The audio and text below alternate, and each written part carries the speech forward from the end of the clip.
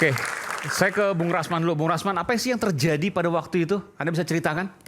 Baik, terima kasih. Bismillahirrahmanirrahim. Selamat malam.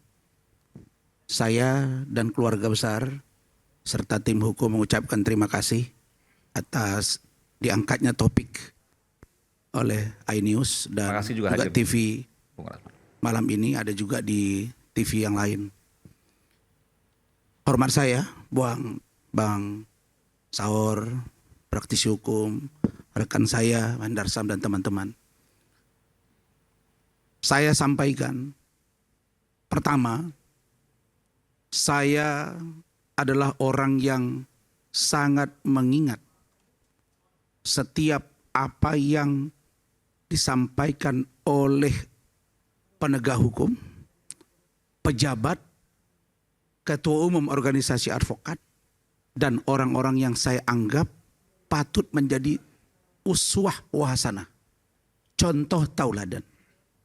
Di antaranya saya mengutip dari pesan dari almarhum Dr. Baharudin Lopa, mantan Jaksa Agung Republik Indonesia dan mantan Menteri Kehakiman. Beliau mengatakan, banyak orang yang salah jalan, tapi mereka bersenang-senang karena memang mereka bersama orang-orang yang salah. Tapi beranilah berkata benar, masih engkau sendirian. Karena itu saya ingin katakan bahwa kasus yang dilaporkan terhadap saya adalah sangat-sangat sederhana. Laporan Hotman Paris Hutapea terhadap saya adalah dugaan pelanggaran Undang-Undang Transaksi Informasi Elektronik. Pasal 27 ayat 3, 45 ayat 3, Junto 310, 311, Junto 55 ayat 1 ke 1. Di situ jelas tentang pencemaran nama baik. Pasal yang satu ini baru sampai pada penetapan tersangka terhadap saya dibutuhkan waktu 1 tahun lebih. Bayangin, 1 tahun lebih. Dari penetapan tersangkalah baru saya dibolehkan, nih Pak pakar hukum kita. Saya telepon, namanya AKBP Dodi Hariansah, kanitnya. Saya telepon, Pak Kanit, kenapa saya jadi tersangka? Kapan Anda minta saya menghadirkan saksi ahli yang meringankan saya atau ada charge? Saya sudah minta. Sejak dari naik sidik saya sudah minta, Bang Saur. Dia bilang, Bang Rasman, itu kan diatur setelah jadi tersangka. Mana aturannya? Mana aturannya? Dia tidak bisa tunjukkan. Bukankah ketika naik sidik itu sudah dibolehkan, Bang, untuk mengajukan saksi yang meringankan termasuk ahli? Tidak satu pun diperiksa saksi yang meringankan dan atau ahli dari saya. Jadi lewat kesempatan ini, Pak Kapolri tolong periksa AKBP Dodi Hariansah. Setelah itu saya ajukan gelar perkara khusus ke Biro Wasidik. Barulah dilakukan gelar perkara, ya Pak Lecu. Dan di gelar perkara itu ditemukan 10 barang bukti. Yang itu barang bukti yang disajikan oleh penyidik adalah banyak yang di atas tanggal yang dilaporkan oleh Hotman Paris. Saya dilaporkan oleh Hotman Paris 10 Mei 2022. Bisa-bisanya barang bukti yang menjadikan saya tersangka di atas tanggal 11. Sampai waktu itu pimpinan gelar beberapa orang kombes menegur, Anda ini Tuhan atau manusia? Maksudnya gimana? 10 Ya, dilaporkan? bayangkan, saya dilaporkan 10 Mei 2022. Iya. Harusnya barang buktinya 10 Mei ke belakang dong. Betul. Ini barang buktinya 10 Mei ke atas. Sebelum 10 Mei? Setelah 10 Mei. Barang bukti maksudnya? Barang bukti yang dilaporkan bahwa saya melanggar tindak pidana pencemaran itu, barang buktinya itu banyak yang di atas tanggal 11. Kan tidak boleh dong kita melaporkan orang apa perbuatan pidananya sampai dibilang Anda ini dukun atau Tuhan. Jadi Saya bilang, laporannya tanggal 10, buktinya mana? Buktinya besok-besoknya. Iya. Itu terjadi. Begitu ya. Sehingga berguguran. Dari 10, 11, 10, 7, 5, 5, 2. Begitu Bang. Ternyata setelah dibacakan dakwaan di pengadilan, itu barang buktinya tinggal 6. Masih mereka pertahankan di situ. Dan salah satu yang sangat memalukan, itu menjadi barang bukti yang bukan pernyataan saya, tapi tim hukum saya, yaitu Ibu Eledenetti, itu orangnya. Dia yang ngomong, tapi ada barang bukti di dakwaan bahwa saya yang mengatakan itu. Ini memang benar-benar kebablasan. Saya udah mulai malas membela polisi, karena saya lihat dari awal Bang Sor banyak yang tegur saya.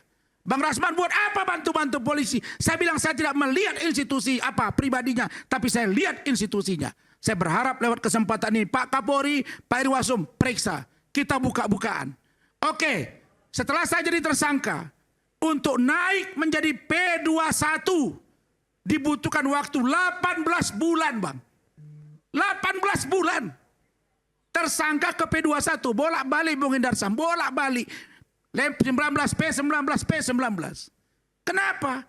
Karena alasan seorang perempuan bernama Putri Klima Aprilia mengatakan kepada saya bahwa dia dilecehkan, kita preskon, dia di samping saya, ada video, terus dia bilang nggak dilecehkan dengan alasan tidak ada bukti. Saya sajikan tanda tangan kuasa. Diuji lab, dibilang tidak identik. Tidak identik. Saya panggil yang mengerjakan surat kuasa, diperiksa. Didampingi, ada foto, diabaikan itu semua. Setelah itu saya mulai diskusi dengan jaksa. Pejabat tinggi kejaksaan, Pak Jaksa Agung.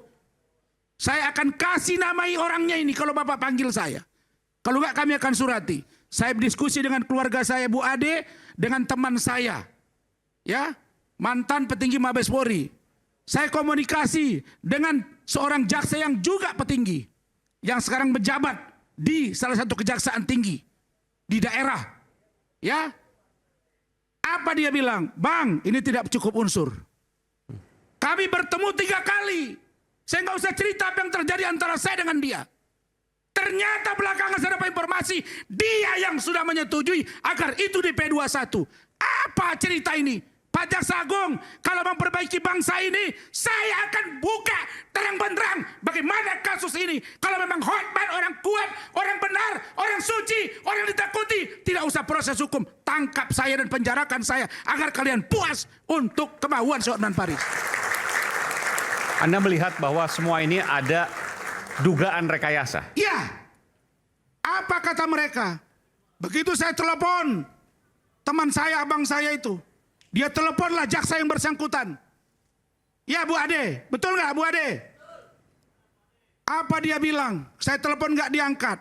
Lalu dia bilang, Bang, uji lab saja Bang. Uji lab aja ke luar negeri Bang.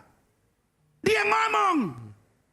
Kemudian begitu saya telepon nggak diangkat. Diteleponlah oleh abang saya. Dia bilang sama Bang Rasman, Bang, saya kan cuma pejabat di sini Bang, saya cuma mengatur teken aja. Karena dia udah ngadu kemana-mana Bang. Nanti saya bantu. Itu kata dia. Buka di telepon Telkomsel. Pasti akan terjadi. Kau nggak bisa keluar ya. Ya jabatanmu sekarang saya akan buka. Siapa kau?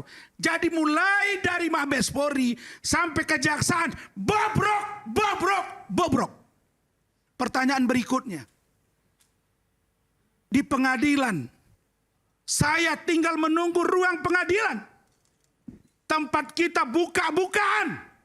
Mencari fakta hukum untuk mencari kebenaran material. Ternyata Bung Aiman di awal. Saya sudah ratusan kali sidang. Belum pernah saya lihat setegas ini, sekasar ini seorang pimpinan sidang. Orang mau bercerai saja masih ditanya. Bagaimana dengan yang termohon? Kalau kita buat begini, bagaimana pemohon? Kan begitu Bang. Begitu juga sidang-sidang yang lain. Ini tidak. Begitu dia duduk, JPU, mana terdakwa? Hadirkan. Benar ini. Wah, ngeri juga ini. Pertama nih Bang. Langsung kita duduk. Saudara sehat? Sehat yang mulia. Saudara ikut perintah? Siap yang mulia. JPU hadirkan kapan saja. Kalau tidak tepat waktu, perintahkan, beritahu, kami buat penetapan ditahan. Iya. Hakim Wajib. kata gitu. Hakim ini, kami lihat-lihatan ini. Dipanggillah saya dengan kasar. Komplainlah Pak Firdaus, Ibu Elida Neti, Ibu Foni, semua. Berdiri dia. Yang mulia tolong memanggil klien kami dengan cara yang baik. Diam saudara. Saya yang mengatur. Saya langsung begini. Yang mulia, mohon maaf yang mulia. Kalau ada kesalahan dari tim hukum saya mohon maaf. Saya akan peringati mereka. Benar tidak? Ya Bu Ida. Dan saya bilang, saya sudah ingatkan seluruh tim hukum saya. Jangan benturan dengan majelis hakim. Jangan benturan dengan JPU. Bukan saya takut dengan hukuman ini. Tapi saya membuat bagaimana persidangan dengan baik. Sampai Bung Firdaus, Bu Ida, Bu Foni itu mau mundur dari kuasa hukum Bang Saur, Bung Indarsa. Kok begini Rasman? Saya coba bicara hati ke hati. Akhirnya mereka mau. Sidang pertama, kedua, ketiga disepakati live dan terbuka untuk umum. Judulnya di situ jelas. Apa itu? Judulnya dugaan pelanggaran atau pencemaran nama baik. Ini bukan kasus video porno, bukan kasus pelecehan seksual anak di bawah umur. Tidak ada ruang bagi hakim untuk mengatakan ini tertutup. Tapi dipaksakan. Dan begitu sidang keempat itu dibuka Bang, itu tidak ditanya-tanya ke kami. Bang Saur, tidak ditanya Bung Indar Sampak, ahli. Biasanya kan kami sidang kita buka, kemudian ini karena menyangkut konten ini, kami memutuskan begini, bagaimana pendapat? Kan begitu. Tidak ada itu. Langsung dia ngomong, hakim sudah bermusyawarah memutuskan sidang tertutup untuk umum. Mana terdakwa? Hadirkan. Mana korban? Hadirkan. Hotman dengan begini. Lihat tuh, kenapa tidak ditegur? Saya kan ada vertigo dikit. Kemarin malam saya makan obat vertigo ya. Saya muter begini ke belakang, betul kan? Langsung dimarah. Heh, saudara terdakwa, lihat ke depan. Ya, dalam hati saya, ini saya yang dipelonco atau dalam seminar? Apa maaf, militer. Dalam hati saya, waduh, saya nahan diri. Yang keempat dia bilang begitu, kita ngomong baik-baik. Tolong perhatikan postingan Instagram saya. Yang mulia, ini adalah chattingan-chattingan pembicaraan. Dan Hotman juga sudah berbicara di media banyak. Kenapa harus tertutup? Tidak, ini harus tertutup. Kami yang putuskan. Saya berdiri. Yang mulia, tolong ya Hakim Agung. Bapak Sunarso Ketua Mahkamah Agung, saya baca buku, saya baca di satu media Kompas, satu halaman tentang riwayat hidup Bapak. Saya fotokopi, saya kirim dan saya serahkan kepada majelis jaksa dan seluruh tim hukum saya. Untuk perbaikan hukum. Tapi saya nyembah begini tidak dihargai. Saya bilang, kalau begitu yang mulia, tidak usah sidangkan saya, ponis saja. Langsung dia skor. Oh, Anda mengatakan itu? Nggak usah Iya, sidang. semua benar tuh. Karena Anda merasa waktu itu Anda tidak Sudah percaya. nggak perlu lagi. Saya berdiri, kita bertahan ya. Bertahan untuk tidak ribut. Tertib di kursi. Dia pergi. Dan ini Lah, prosesnya kan masih jalan. sidangnya sudah selesai. Sudah diskor. Dia sudah meninggalkan kursi. Anggota majelis sudah meninggalkan kursi. Bukan, sidang ini kan masih belum vonis kan? Belum, masuk awal. Tapi Anda mengatakan seperti ini, Anda nggak takut sama sekali. Iya. Karena hakim bisa memutuskan apapun. Saya berpikir, kalau hakim sudah barbar, tidak usah lagi di sidang-sidang, hukum aja. Dan saya Aiman, anak orang susah, jual koran, ustadz dari kampung, dari Singkuang, saya tidak takut. Karena saya diajari oleh guru-guru saya senior hukum, bahwa fiat justisia ruat solum. Tegakkan kebenaran itu, meski lagi runtuh sekalipun. Itu prinsip saya.